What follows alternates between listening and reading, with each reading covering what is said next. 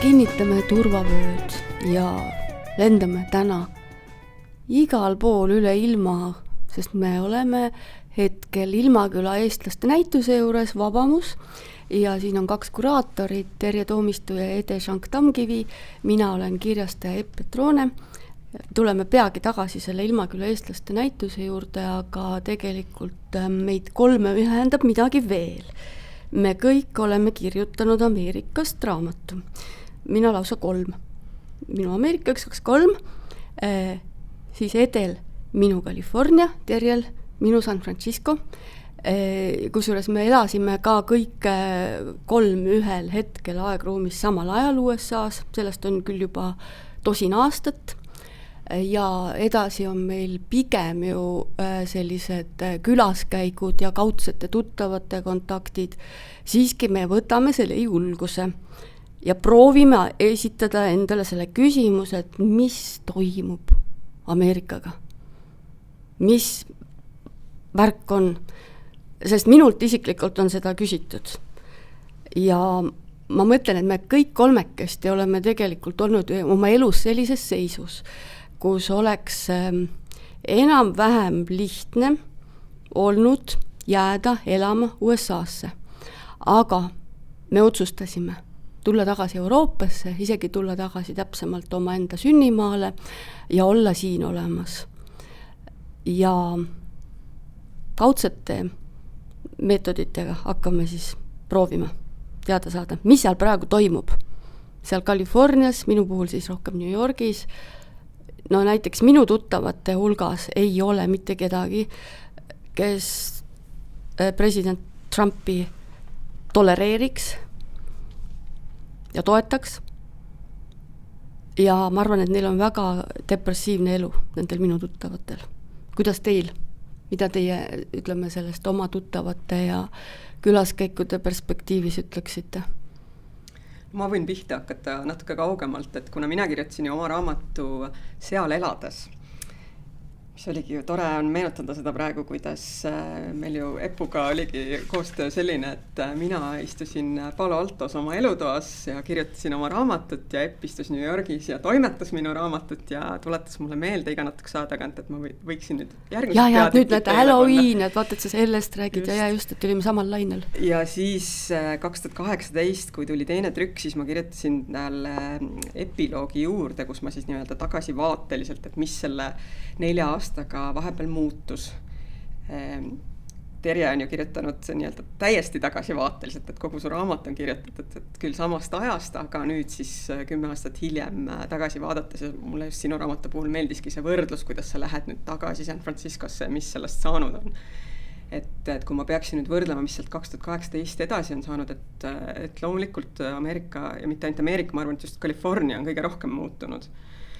Et 2012, kui mina Ameerikasse elama läksin ja siis just toimusid valimised, ma mäletan, et just Stanfordi ülikoolis ma käisin jälgimas ühte valimisdebatti ja siis ma mäletan, kui aastaid hiljem tuli siis lagedale Donald Trump, mis alguses ju tundus sellise põneva showna, et ta kuskilt nagu ilmus välja ja et ta on vabariiklaste selline must hobune, et keegi ei võtnud sel hetkel seda tõsiselt. See oli ju nagu reality televisiooni nali. Täpselt. Ja ma mäletan, ma lugesin seda raamatut, kus oli hästi välja toodud, et tegelikult ei võtnud keegi seda tõsiselt peale Melanie, kes hakkas kohe muretsema.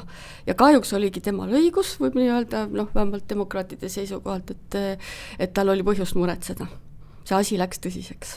Seda Ameerika televisioonirahvas, keda tal on teles näidatud, seda nemad oskavad. Ja Trump olles ka telesaateid või telesaadetes esinenud, et selgelt ta oskab seda ja et see asi nagu uuesti kordus, et teist korda uuesti valiti ta tagasi, et need hetked et siis mina enam ei olnud seal, et mul puudub see hetk, et olla koha peal. Ma mäletan seda, kui Trump esimest korda valiti, siis mitmed mu sõbrad ütlesid, et näiteks mul oli üks Bostonis elav sõber, kes ütles, et ta ei suutnud järgmine päev tööle minna. Et neil see depressioon oli nii suur. Täielik depressioon, et siis olid mul paar tudengitest tuttavad, kes ütlesid, et kogu ülikooli campus oli täiesti, MIT-s näiteks oli campus täiesti lage, kuna kõik inimesed olid, täna me ei suuda nagu keskenduda, me lihtsalt istume kodus ja leiname, et see moment, kus Ameerika ühiskond on teinud sellise tagasikäigu ja eriti naisterahvad tundsid, et neile on nagu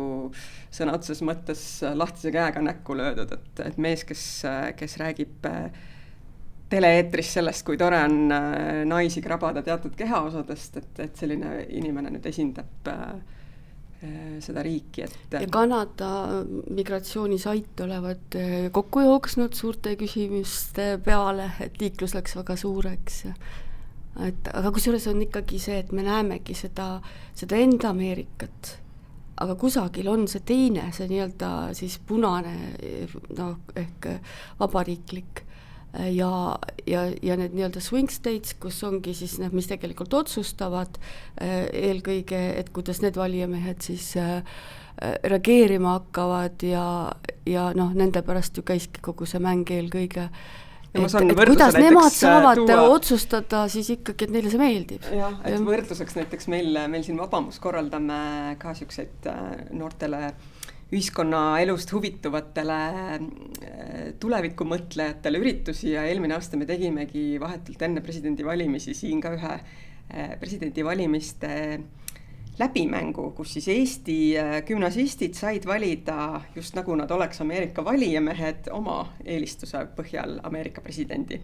Ja noored olid ise programmeerinud sellise keskkonna, kus see siis kohe nii-öelda maakaardile joonistusidki siis need samad punased ja sinised osariigid. Ja ülekaalukalt meil siis need Tallinna kesklinnakoolide õpilased valisid Kamala Harrise presidendiks ja siis järgmine päev olid päris presidendi valimised ja täpselt vastupidine tulemus. Nii et meil siin et jällegi need Tallinna kesklinna noored, mis võib-olla ei ole representatiivsed Eesti mõttes, aga et kindlasti nende arvamused langevad pigem kokku siis nende Bostoni ja California haritumate noortega ja aga paraku Ameerikas on selline suur sisemaa, kes ikkagi eelistab hoopis midagi muud. Kuidas on sinu kogemused, Terje, ja sinu tuttavate depressiivsuse aste?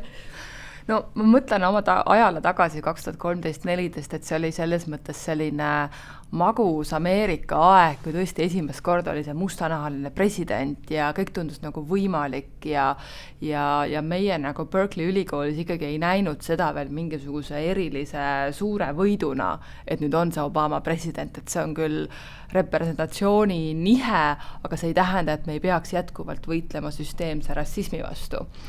Et see oli nagu see koht, kus me olime ja kõik tunduski, et me läheme paremuse poole ja kõik see, kuidas me rääkisime üldse sugudest ja transsooliste õigustest tol ajal, et see kõik tundus nagu nii normaalne ja progressiivne ja edasiviiv. Et kui see Trump nagu valiti, see tunduski jah, tõesti mulle ka alguses nali, aga väga sünge nali. See, et ühiskond ongi võimeline kaasa minema sellise näitemänguga.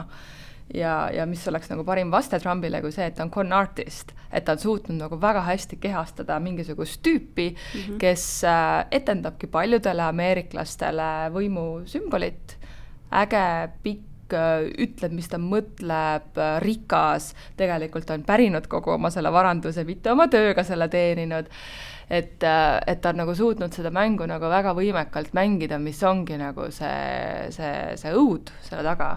Ja teine aspekt on loomulikult need hirmud, millega ta on suutnud väga oskuslikult manipuleerida ja mis on samamoodi seotud selle sama süsteemse rassismiga, et kõik need migrandid ja kõik see, mis saab meie sugudest, mis saab sellest normaalsusest, nagu ameeriklased on harjunud oma normaalsusest mõtlema. Ja oma raamatus ma kirjutasin ka sellest ühe väikse peatüki, mis oligi tagasipöördumise dilemma. Ja siin ma nagu juba tol hetkel isegi, et mul oli nagu mingi hirm või mingisugune vastumeelsus sellest mõttest, et kui ma jäängi 28-aastase naisena Ameerikasse 5 aastaks doktorantuuri, mis nagu just sellises nagu vanuses naise jaoks on nagu hästi üleminekute aeg, et nagu see on täpselt see aeg, kus võibki juhtuda, et ma saangi oma järgmise kallimaga lapsed, mis tähendab, et nendest lastest saavad ameeriklased ja see tundus minu jaoks nagu korraga nii õudne, et juba siis nagu ma nagu nägin selle riigi sellist nagu või selle ühiskonna sellist vastuolulisust, et olgugi, et seal on väga palju lahedaid asju, ennekõike kultuurivaldkonnas, on seal ka mingisugune see nii-öelda stereotüüpne õudne ameeriklane, on ju, kes on hästi materialistlik, lihtsameelne, fassaadi kandev ja fassaadist nagu võlutud. Ütlen seda, et no vot siis kallimaga ja lapse ja tervisekindlustus, kõik see jama, mis tuleb kaasa, mida sul tegelikult Euroopa riikides ei ole, et on need palju turvalisemalt kaitstud. Oskasid sellele ka mõelda? No muidugi, aga teine asi oli ka see, et see Bay Area ehk siis San Francisco lahekant oligi nagu Ede väga ilusti oma selle raamatu alapealkirjastas Mull mullis, et seal oli ka nagu väga tore olla just nimelt selle multikultuursuse tõttu, et seal sa isegi tegelikult ei näe seda Ameerikat ja ma arvan, et minu kogemus sellest raamatust oligi natuke nagu ka väga kuidagi California, väga San Francisco kogemus, mitte selline klassikaline Ameerika kogemus, mida ma olen hiljem näinud, kui ma reisin teistesse kohtadesse. Seda klassikalist Ameerikat ei olegi olemas, et need on nagu lihtsalt erinevad killukesed, kui sa niimoodi mõtled, aga see San Francisco ju ka muutus. Et see ütleme, see hipide paradiis, see oli niikuinii minevik, see oli 60ndate lõpp, ja siis sina tulid, nägid neid jäänukeid ja siis räägi sellest, kui sa nüüd nagu selle epiloog, nii-öelda epiloog, siis äkki järelpeatükk tagasi tulid. Mis on saanud San Franciscost? Jah, et ma isegi olen selle raamatu kohta öelnud, et see natuke on selline Ameerika unelma purunemise lugu, minu enda vaatepunktis, olles siis postsotsialistlikus ühiskonnas üles kasvanud tüdruk väiksest linnast, on ju, kes loomulikult oli nagu võlutud nendest Ameerika unelmatest ja kogu meie riik oli sellest ju mõjutatud, mõeldes kogu meie majanduspoliitilise suuna peale, mis oli ju ikkagi väga Ameerika nagu mallile orienteeritud. Ja mul on nii hea meel, et see on viimase 10 aastaga natuke nagu murenenud, aga ikkagi jätkuvalt ju on mingi selline see, et me oleme nii hämmingus, mis Ameerikas toimub, ongi see sama kollektiivsete illusioonide purunemise kogemus praegu, sest et üha rohkem nagu jõuab ka inimestele kohale, et see Ameerika unelm pole kunagi tõsi sest minul ma arvan, et mingisuguses minu Ameerika raamatus on ka selline peatüki pealkiri, see sama Ameerika unelma purunemine, sest et kui sa ikkagi selles riigis olid, ütleme, tosin või minu puhul ka isegi 20 aastat tagasi, seda võimatu mitte märgata. Kuidas moodi kõik need lootused, mingisugused võlgu elamised, see on lihtsalt niivõrd suur reaalsus. Ja see on läinud hullemaks. See, et kui lihtne on kodutuks saada ja jääda ja et jah, et lihtsalt selle San Francisco raamatu epiloog on siis see, kui ma külastan pandeemia järgset San Franciscot ja kus see kodutuse probleem on nii nähtav, et on nagu nii kohutavalt nähtav kõikidele inimestele, kes satuvad õhtusel tunnil kesklinna, kusjuures kohalikud inimesed ei pruugi sellest isegi niivõrd teadlikud olla, kuna nad ei satu hilistel õhtutundidel sinna südalinna, kus see kodutuse probleemi nähtavad. Mullis nad on veel jätkuvalt selles mullis. Ja see on nagu nii paradoksaalne, et kui on nagu maailma üks rikkamaid, kui mitte kõige rikkamaid linnu või piirkondi, mõeldes, kui suur on ikkagi see Ränioru Silicon Valley nagu majanduse võimekus ja nad ei suuda kodutuse probleemiga kuidagi adekvaatselt toimetada, et nendele inimestele pakkuda tuge. See oli metsik, mis ma lugesin seda, et sildade all on tegelikult nagu sellised väikesed, võib öelda, et linnakesed tekkinud. Kus elavad telkides, sadades autodes. Sama on ju tegelikult meil ka Euroopa linnadest, kui sa käid Londonis, Pariisis, siis 10 aastat tagasi sellist vaatepilti sa veel ei näinud, et tegelikult ma tookski kogu selle poliitilise spektri kõikumise nii-öelda sellisesse äärmusesse, et tegelikult see, mis on toimunud Ameerikas, on toimunud ju kõikjal maailmas. Et me siin Euroopas, meil kohe-kohe on mitmes Euroopa riigis järjest tulemas valimised ja tõenäoliselt selline paremäärmuslik valitsus tuleb mitmes riigis, et mõned meil siin juba on, Ungari näiteks, võib-olla Ungari just vastupidi pääseb sealt nüüd, aga et Prantsusmaa, Inglismaa, ma arvan, et see kõik läheb sinna suunas. Ja mina ju tegelikult ei läinud sinna nii-öelda vabatahtlikult või omal valikul, et mina läksin oma abikaasaga kaasa, et minul oli abikaasa tegelikult, kes elas seda teriaelu, et tema oli tudeng ja siis meie läksime perega kaasa, mul oli tol hetkel juba 2 last. Ja tõesti, et alguses ma võin öelda, et minu jaoks, et kindlasti suurem šokk oli see tagasitulemine, et kuidas on lastega Eestisse tagasi tulla, et see oli palju raskem kui lastega Ameerikasse kolimine, et täpselt see sama, et Miks? Kuna Ameerika on selline ja eriti just California on siis nagu Terje juba välja tõi selline sulatusahi, kus paljudest eri rahvustest inimesed saavad kokku, väga paljud ongi tulnud sinna lühiajaliselt mingisugust teatud asja oma elus ära tegema. Et siis inimesi võetakse seal väga avasüli vastu ja sisse sulamine on väga lihtne. Koolides on selleks ette nähtud tugipersonal, kes tegeleb nende inimestega või lastega, kes võib-olla keelt veel ei oska ja see sisseelamine tehakse hästi lihtsaks. Ega ameeriklased kolivadki ju palju, nad ka riigisiseselt, teil ei ole mingit probleemi oma kinnisvara maha müüa ja lihtsalt edasi kolida. No keskmine ameeriklane vist elu jooksul kolib 7 korda, vanasti vähemalt oli niisugune statistika, võib-olla tänaseks on see isegi suurem see number. Aga jah, et meie jaoks ka just tagasituleku põhjus oli seesama, mis sa tõid juba välja korra, see meditsiinisüsteem ja siis kogu see viisasüsteem, et isegi tol hetkel, kui oli tegelikult Ameerikas veel suhteliselt liberaalne see immigratsioonipoliitika, et ma mäletan, et kui ikkagi eestlased kokku said, siis 2 asja, millest kõik hakkasid kohe rääkima, mitte ainult eestlased, vaid kõik Ameerikasse äsja saabunud välismaalased, kellel veel elamisluba ei olnud, siis räägiti meditsiinisüsteemi kallidusest ja siis, et mis viisaga ja kuidas siis inimesed sinna on tulnud ja kuidas nad kavatsevad oma viisat pikendada.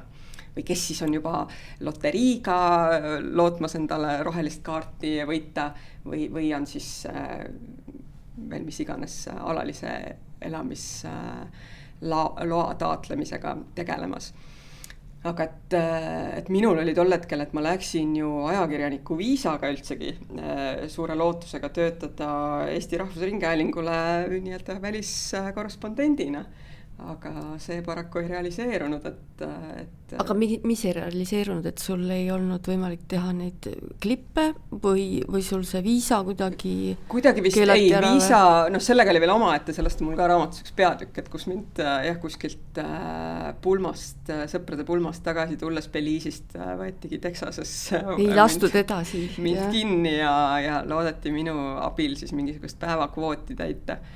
Et näed, kujutad, et inimene, mingi Ida-Euroopa noor naisterahvas siin üritab, mul olid tol hetkel veel blondid juuksed ka, et kindlasti ei tea, mis teenuseid siin käib pakkumas. Et väga keeruline oli tõestada, et ma olen ajakirjanik ja ma tegelikult ka teen ajakirjaniku tööd, kuigi lõpuks seda Eesti Rahvusringhäälingule ette nähtud tööd ma seal ju ei teinud, et minust sai seal koha peal hoopiski kohaliku Eesti seltsi häälekandja toimetaja, et jälle see sama tõdemus, et välismaal elades sai minust rohkem eestlane, kui ma kunagi varem olin olnud. Et ma toimetasin või taaselustasin sellise veebiväljaande nagu Eesti by the Bay, mis algul mulle tundus, et issand, kui jabura nimega väljaanne. Aga siis jällegi töö käigus sain aru, et see on just väga loogiline. Ja kuidas siis põlvkondade viisi seda eestlust oli alal hoitud ja kuidas need inimesed tegelikult, nad ei pidanud ju seda vaeva nägema. Et olla eestlased palju lihtsam oleks olnud, kuna lapsed, niipea kui sul tekib, kui on lapsed, koolis käivad lapsed, kes ju nagunii nende jaoks on lihtsam rääkida inglise keeles, sest kõikide sõpradega on suhtlus inglise keeles. Et siis see nõuab ekstra pingutust kodus ikkagi rääkida eesti keeles, hoida alal neid eesti kombeid. Kas see oli ka üks põhjus, miks te tagasi tulite? Kindlasti see oligi. Sest mina tunnen ka, et mul oli see, et ma tahtsin ikkagi seda lastele eestlust anda. Ja sellest sa saadki aru välismaal olles. Täpselt. Et meil oligi, et ma arvan, et just et kuigi mul 3. laps sündis Ameerikas, aga et 2 vanema lapse näitel, et just see nende frustratsioon, kus nad ühel hetkel said aru, et neil puudub mingisugust elementaarsete asjade osas eestikeelne sõnavara, et kodus kasutatav keel on ikkagi suhteliselt piiratud, koolis räägitakse ainult inglise keeles, kõik nii-öelda koolitarkusega kaasa tulev sõnavara on neil ingliskeelne, mida me panime kodus tähele, et omavahel lapsed muidu rääkisid inglise keeles, aga kui nad läksid tülli, siis nad hakkasid kohe eesti keelt kasutama, et võib-olla siis jälle näitab mingisuguseid peresiseseid suhteid või lihtsalt seda sõnavara, mida kasutatakse siis teatud emotsioonide väljendamiseks. Aga ma küsin nüüd seda, et see sinu karm väide, et tagasitulek oli raske. Miks? No, sest minu lapsed ei tulnud esimesse klassi. Ma arvasingi, et see on see, et kuidas sa pressid ennast siia kuidagi Eesti koolisüsteemi. Ja kahjuks ma pean ütlema nüüd, et 12 aastat hiljem ei ole mitte midagi muutunud, et nüüd ma tegelen olukorraga, kus ma pean oma ühte last 5. klassi ümber tõstma kolimisega seoses ja ei ole see süsteem lihtsamaks. Ja see on tegelikult üks põhjus, miks on raske Eestis tagasi kolida, mis on meie saate teise poole teema rohkem, see Ilmaküla eestlased, aga jah, see pagan on niimoodi, et ei ole nii lihtne, et sa muudkui oled patrioot ja tahad tagasi tulla. Aga räägime korra veel Ameerikast ja sellest ameeriklaste rändest. Mina tean päris mitut ameeriklast, kes poliitilistel põhjustel tegelikult lahkus riigist või otsustas mitte tagasi tulla. Ja ilmselt toimub seal ka päris suur selline nagu oma koha otsimine riigi sees, et kus oleks, me kõik otsime ju seda kohta, kus oleks turvaline ja majanduslikult soodne. Mis teie teadmised sellest ameeriklaste rändest on? No me siin juba enne arutasime omavahel, et mina ei tea ühtegi oma sõpra, kes praegu elaks veel, me elasime Palo Altos, et minust Palo Altost on küll kõik või San Franciscost kõik minu sõbrad on ära kolinud ja kes ei ole siis Ameerikast välja kolinud, on kolinud enamasti näiteks Texasesse, mis on siis kliima mõttes sarnane. Üldiselt Texas mõistagi on äärmiselt selline parempoolne osariik, aga et Texases on teatud siuksed oaasid, liberaalsed oaasid, et näiteks Austin, Texas on üks selline koht. Et väga paljud on sinna läinud, kus elu, näiteks üks tuttav, keda ma just hiljuti seal Aafrika reisil kohtasin, kes oli ka täpselt samamoodi San Franciscost kolinud, tema oli just Dallasesse kolinud ja ta oli nii rahul omadega, ta ütles, et kui ta San Franciscos pidi maksma oma koera hoidjale $45 poole tunni eest, siis Texases saab ta sama raha eest mitu tundi koera hoida. Ta oli väga rahul oma valikuga. Et siuke eluaseme kallidus on üks asi, siis see, mis Terje välja tõi, lihtsalt see turvalisus, et Palo Altos samamoodi ju, et lihtsalt inimesed ei saa endale lubada seal elamist, et inimesed, kes seal käivad tööl, et seda ma olen ka nüüd külastades Palo Altot niimoodi paar korda hiljem näinud, et kui vanasti seal El Camino Reali ääres olid mõned üksikud sellised matkabussid pargitud, siis tänaseks on kogu see tänav täies asula pikkuses ja kõik need järgmised asulad, see Mountain View'd ja kõik need, mis sealt järjest tulevad. Et põhimõtteliselt need inimesed, kes Palo Alto teenindavas sektoris töötavad, nad ei saa endale lubada elamist.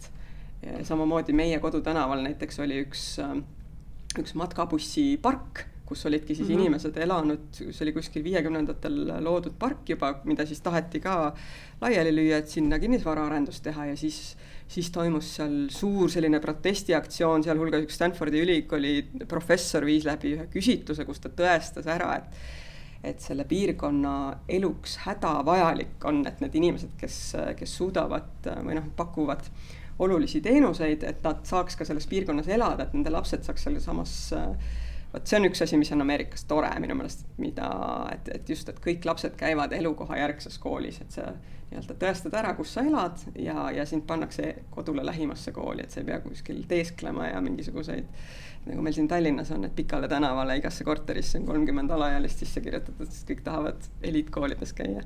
Et selline asi õnneks Ameerikas ei ole mõeldav. Ja see park jäi sinna alles, et vähemalt siis, kui meie seal elasime, et siis otsustati, et see jääb. Et ikkagi teatud tugiteenuseid peavad inimesed pakkuma selleks, et kõik need tehnoloogiaettevõtjad ja tehnoloogiaettevõtetes töötavad inimesed, kes teenivad tohutult kõrget palka, et keegi neile ka pakuks neid teenuseid, mida nemad igapäevaselt tarbivad. Keegi käiks nende koeraga jalutada. See on nii karm. et see elamispinna küsimus nagu jookseb minu raamatust ikkagi sellise läbivalt läbi, et kõigepealt mu enda see teema, et üldse leida mingisugust taskukohast elamispinda, olgugi, et ma olin Fulbrighti stipendium, olgugi, et ma olin tippülikoolis, et see siiski ei määranud kuigi palju minu konkurentsivõimekusest siis sellel kinnisvaraturul. Ja siis minu see üks sõbrannasid, kes oli ka oluline osa põhjusest, miks ma tahtsin San Franciscosse minna, sõbranna, kes on siis San Franciscos sündinud, seal üles kasvanud ja tema siis selle minu perioodiga jooksul otsustab kolida ära idarannikule, sest et seal on elamisväärsem keskkond. Kuhu ta seal idarannikul siis kolis? Ta läks Baltimore'i ja ta sai ikkagi Baltimore'is ka lubada endale maja ostu. Ja üldse ta väitis, et idarannik on rohkem euroopalikum ka meelsuse mõttes, et Californias on ikkagi väga palju ka sellist hästi voolavat kultuuri, et kõik on siin nagu suured sõbrad ja järgmisel hetkel on kõikidel juba uued teemad, uued asjad ja midagi ei ole kindel. Kindel on ainult hetk, milles elatakse, eks ole. Ja siis on mul siin üks peatükk, kus ma kohtan seda nii-öelda promising filmmaker in LA, et kes siis ehitab filmimaailma tulevikku ja kes siis tuleb välja, elab autos. Et seesama see oht, et sa võid ühel hetkel omada tööd, omada elukohta ja järgmisel kuul seda mitte omada, sellepärast, et sul juhtus näiteks autoavarii ja sul oli vaja teha mingisugune põlveoperatsioon või sinu koeraga juhtus midagi ja sul on vaja koerale teha operatsioon. Et need kõik võib nagu hästi kiiresti muutuda, kus inimene, kellel oli mingisugune stabiilsus, võib selle stabiilsuse nagu paari kuuga kaotada. Et see on nagu see karm teema. Ja kui ma olen nüüd vaadanud nagu mingeid foorumeid just viimase aja nagu Ameerika poliitika taustal, siis mida nagu ameeriklased välja toovad, on siis see, et Euroopasse kolides on see turvatunne ja elukvaliteet parem, Ameerikas on palgad paremad. Et jätkuvalt Ameerikas saadakse päris head palka, kui sul see töö on. Nii et kes tahab võtta riski, see võib-olla peab seal vastu.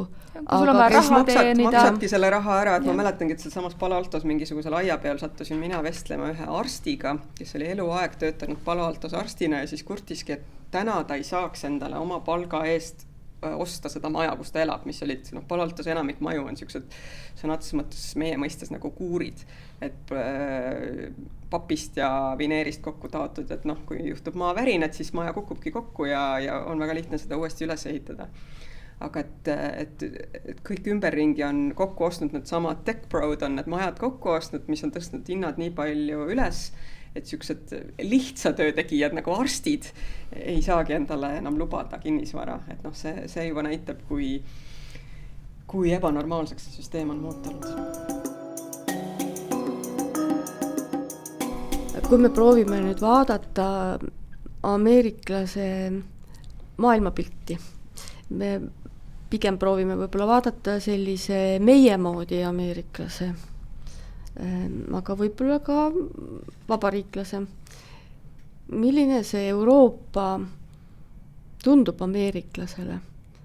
Minul tõesti isegi ei ole väga head endal vastust, sest et minul ongi sellised Euroopa fännid tuttavad eelkõige. Ja samas ma olen hakanud aru saama, et tavalisele ameeriklasele võib Euroopa tähendada justkui nagu sellist puuki või. Et kes imeb energiat ja midagi vastu ei anna ja seda oskab Trump hästi ära kasutada. Pakun sellise hüpoteesi. Mis teie arvamus on? Mis ameeriklase kahe kõrva vahel toimub, kui ta vaatab, kes on maailmas tähtis ja mis koha peal on Euroopa? Minul on kohe väga värske kogemus paari nädala tagusest Aafrika reisist, kus ma sattusin just siukse, mitte küll keskmise Ameerika inimese seltskonda, aga et ütleme, et keskmisest haritumad ja jõukamad ameeriklased olid seal seltskonnas ja nende jaoks ikkagi Euroopat põhimõtteliselt ei eksisteeri. Euroopa on nende jaoks selline tore, nagu sa ütled, teatud mõttes võib-olla puuk, aga noh, niisugune ajalooline piirkond, kus on tore aeg-ajalt puhkamas käia, sealt saab head veini, seal on toredad vaatamisväärsused, aga nagu tänapäeval üks härra ütleski seal väga ilusti, et Euroopa on üks haige vana mees. See oli siis niisugune ameeriklase diagnoos. No see on kellegi selle puugiga sarnane, et ühesõnaga teda tuleb ülal pidada, et ta ei saa ise hakkama. Ja kusjuures, et see inimene, kes seda ütles, ma arvan, et ta on pigem ikkagi selline demokraatlike vaadetega inimene, aga jah, rääkimata siis noh, kui sa küsid jah, et keskmine või millele siis appelleerib Trump oma valijate seas, et just, et me oleme seda Euroopat siin kaasa lohistanud, me oleme käinud ja nüüd, mis ta ütles ju Briti peaministrile eriti ilus, et tulete ju kõikidesse sõdadesse siis, kui me oleme need juba võitnud. Et aga noh, kes sul üldse palus neid sõdu alustada, see on võib-olla ise küsimus, et üldiselt jah, et ikkagi keskmisest harituma ameeriklase jaoks ma arvan, et ongi oluline on see, mis toimub praegu Ameerikas, see, mis toimub Hiinas on väga oluline. Just. Ja vaade ongi selgelt üle Vaikse ookeani, mitte siis seda Atlandi ookeanist siiapoole võib-olla vaadatakse noh, seda, mis toimub Venemaaga on alati selline ka siuke love-hate relationship, et aga siiski, et ta on nagu oluline tähtis. Absoluutselt, sest Venemaa ikkagi mõjutab ja noh, ja selgelt... Aafrika ise ka. Ja noh, Aafrika on nüüd siukene jah, et kõigi võimaluste kontinent tõenäoliselt, et sinna saab kindlasti väga palju Ameerika tooteid müüa, et see on suurepärane turg, et Euroopa ikkagi kuidagi, ma arvan, et keskmise ameeriklase jaoks on jäänud täiesti siukse unustuse hõlma. Terjal võib-olla, ma loodan, et sul akadeemilises ringkonnas on teistsugune vaade. Ma üldiselt hiiliks sellest küsimuse püsitusest kõrvalest, et õudselt raske on nagu üldse sellist keskmist ameeriklast kirjeldada, et kes ta siis on või mis ta siis mõtleb, et ta on nagu praegu ikkagi Ameerika ühiskond on nii polariseerunud, et need inimesed, keda ma seal tunnen, nende inimeste kontod, kes mulle Instagramist vastu vaatavad, mõtlevad ikka paljuski nagu minu moodi ja on paljuski nagu frustreeritud ja kriitilised ja humoorikad seejuures, et seda teist Ameerikas, seda klišeed ma nagu näen ka ainult mingite lollide kommentaaride näol ja ma ei tunne seda teist Ameerikat väga. Ma küsiks sinult sedasi, et on teada, et sa oma uuringutega lähed nüüd edasi rohkem ärevuse sõjahirmu teemadega. Et kuidas see haakub ameeriklastega, et ma saan aru küll, et sa tegelikult hakkad pigem neid ilmaküla eestlasi uurima ja nende rännet, aga USAs on suur ärevus. Juba foonil ma ütleksin mitukümmend aastat, et kogu aeg nad midagi kardavad. Ja see on selline kultuuri osa. Ja ma mõtlen, et praegu me ei ole Ameerikas, ega me täpselt ei tea, aga viimaste nädalate kuidas siis öelda, et sõjaliste arengute uudised, kuidas moodi neid tõlgendada, mida ameeriklased tunnevad, kas nad tunnevad hirmu, kas nad tunnevad frustratsiooni oma majandusliku olukorra ja presidendi üle või nad tunnevad ka isiklikku hirmu, ei tea, aga mis sina arvad? Paljud tunnevad kindlasti isiklikku hirmu, kõik see, mida see ICE on teinud, et näo järgi võtta inimesi, tulistada maha lihtsalt keegi, et see on päris õudne, muidugi. Ja nüüd viimaste arengutega seonduvalt on lisandunud ka süütunne, et ikkagi Ameerika pommitab riiki, kus hukuvad tsiviilisikud, kus hukuvad lapsed, et see on ikkagi paljudele ameeriklastele nagu väga tegelikult raske. See süütunne, jaa. Mul tuli praegu meelde Justin Petronega tutvumine, siis kui me kohtusime Soome riigi väliskorrespondentide programmis, kõik pidime püsti tõusma, ütlema, mis riiki me esindame ja siis oli Justin Petrone, ütles, et mina olen USA-st ja ma väga vabandan meie presidendi tegude pärast. ja võitis kohe nagu selle ühe lausega, sest see oli siis see Iraani konflikti aeg ja no ta ei saanuks paremini öelda, sest et kõik, kes meil seal olid, sellised Prantsuse sellised liberaalsed noored ajakirjanikud ja kohe vaatasid, et näed, normaalne inimene, aga see oli seesama süütunne, et sa nagu vaikselt ikkagi vastutad selle eest ja ega ameeriklaste maine üldiselt ei ole eriti hea. Aga kuna enamik ameeriklasi ei käigi kuskil mujal reisil, siis nad seda nii hästi ei taju tegelikult, et mis neist arvatakse. Et nad on nagu oma riigis ju pigem. Mina julgeks ka siin vahele öelda selle sõjaärevuse osas, et see sama, mis Terje välja tõi, et jälle, et esiteks, et pole niisugust nagu keskmist ameeriklast olemas, aga ma arvan, et ameeriklased praegu siseriiklikult tajuvad seda hirmu märksa enam kui see, mis toimub mujal, et lihtsalt ameeriklastel on ka kuidagi sisse kodeeritud see, et sõjad ju toimuvad alati kuskil mujal.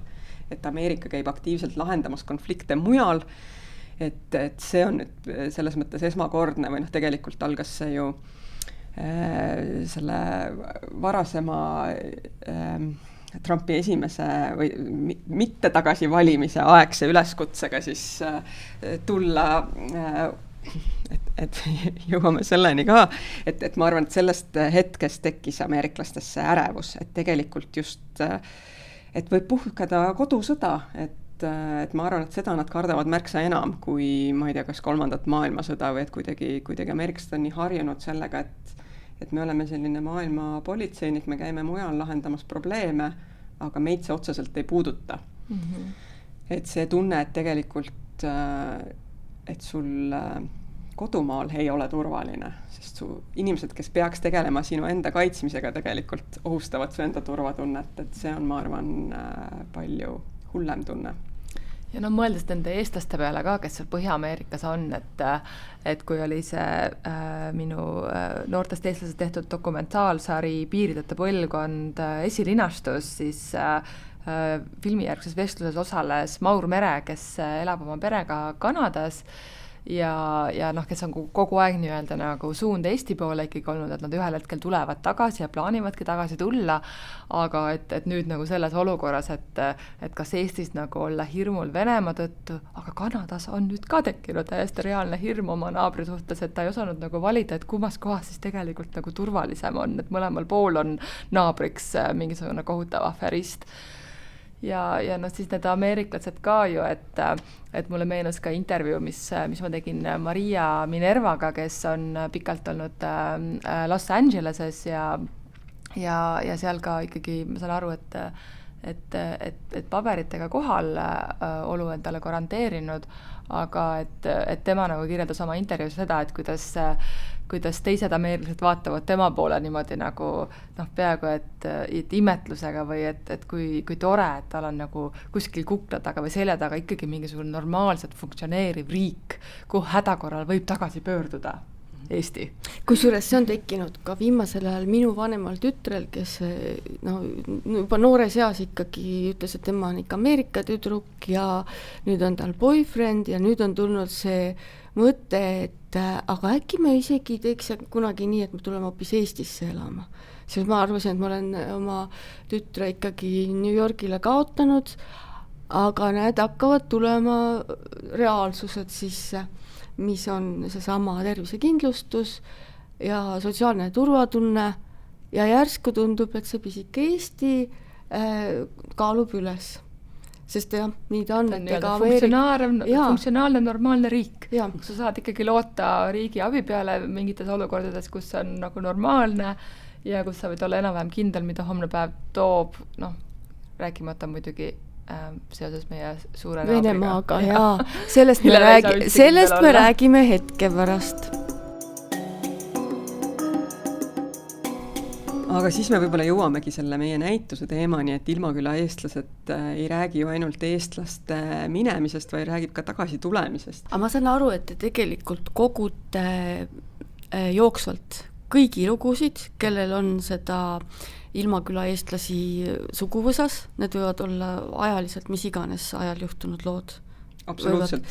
Ja muu seas meil siin üks inimene teadis meil ette heita, et meil ei ole lugusid eestlastest, kes vabatahtlikult Nõukogude okupatsiooni all läksid Venemaale, et on ka selliseid lugusid, et meil on tõesti loomulikult näituse pind on meil piiratud füüsiliste eksponaatidega, neid lugusid on vähe, aga meil on suurepärane lahendus kaardirakenduse näol, kuhu me saame siis lõpmatult juurde lisada ja jooksvalt ka näituse ajal. See on jooksvalt täienev virtuaalne me paneme ruum. selle linki selle podcasti kirjeldusse, sest selleks ei pea Sinna tulema me ootame kõikide lugusid mitte näitusele, vaid seda saab ka lihtsalt internetis sisestada, eks ole. Kus te olete elanud või kus teie esivanemad on elanud? Kui ma tulen veel korraks tagasi sellise põgusalt läbi käinud teema juurde, et eestlaste hirm suure kraši ees ja sõjaärevus, kas sul tuli juba Terje see teema siis nende eelmiste uuringute käigus nii tugevalt esile, et sa tundsid, et sa tahad seda just hakata edasi uurima või?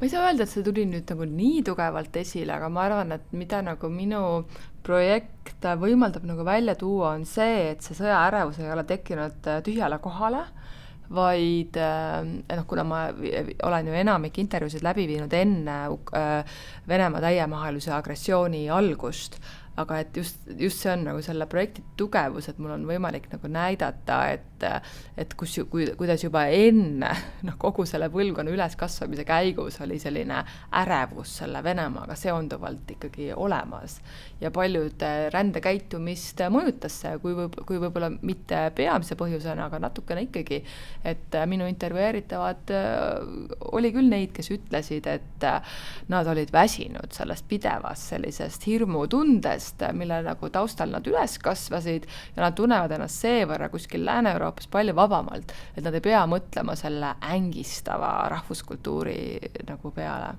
Ängistava just selles mõttes, et kogu see kannatuste nagu diskursus on ju, kust me oleme tulnud, on ju kõik see orjapõlv ja see suur Venemaa ja Nõukogude aeg, et see kõik on mõjunud nagu teatud mõttes ka sellise ängistavana.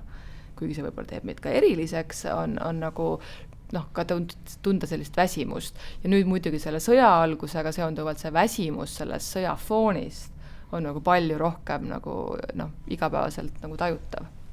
Ja see mõjutabki mõndasid, kes on selle taustal ära läinud ja kindlasti ta mõjutab neid, kes võib-olla varasemalt kaalusid tagasipöördumist, on selle tagasipöördumise otsuse hetkel pannud nagu kõrvale või ootele, et vaatame, kuidas olukord muutub või liigub edasi. Mis Putinist saab. Isiklikult ei karda natukene, et kui sa lähed nüüd väga tugevalt sisse sõjaärevuse uurimisse, et see võib ka sinu enda seda hakkab looma ehk oma maailma loomet enda vaimset seisundit mõjutama. Kas ma ei ole varem uurinud väga koledaid teemasid juba, et selles mõttes, kui sa töötad antropoloogis, et see antropoloogias on nagu nii tavaline, et sa tegelikult keskendudki nagu marginaalsetele kogukondadele tihtilugu ja kogu see pilt sealt tihti nagu struktuurses mõttes ongi väga õudne. Aga siis sa vaatad, nagu näed seda lootust, on ju, et kui ma räägin näiteks Indoneesia transsooliste naiste nagu seksitööst, et see on nagu nii karm ja trööstitu, teiselt poolt ma näen, aga see pakub neile kohati rõõmu ja naudingut.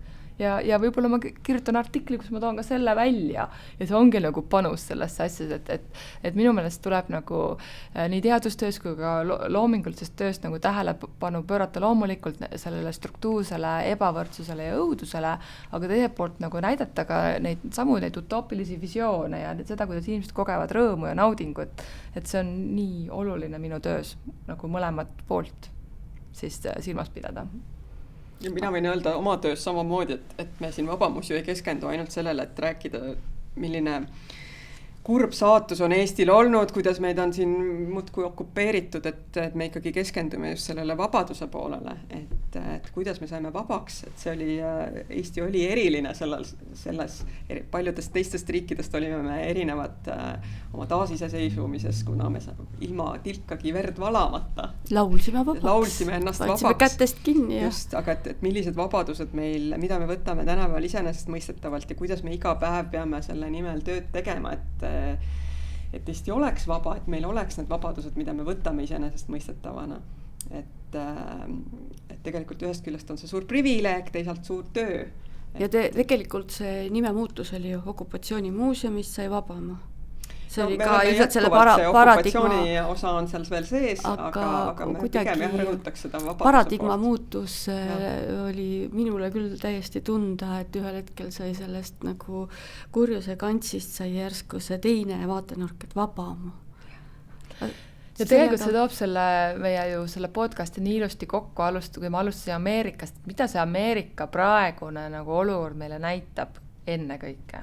Ta näitab ennekõike seda, et demokraatia ja vabadus ei ole midagi ette antud, et selle nimel tulebki teha igapäevaselt tööd ja jälgida, et me ei kaotaks seda. Et ma arvan, et see on see Ameerika õppetund, mida Eesti peab ka kindlasti nagu silmas pidama. Väga tore, hakkame looma. Kohtume järgmises saates.